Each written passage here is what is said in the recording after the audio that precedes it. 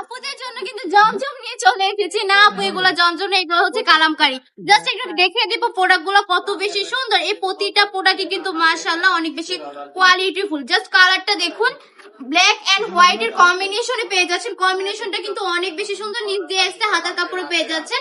প্যান্টের কাপড়টা থাকছে এক কালার, আড়াই হাত বহরে, আড়াই গজ। ওন্নাটা যদি দেখায় সম্পূর্ণ 5 হাতের একটা নামাজি দুপাট্টা পেয়ে যাচ্ছেন।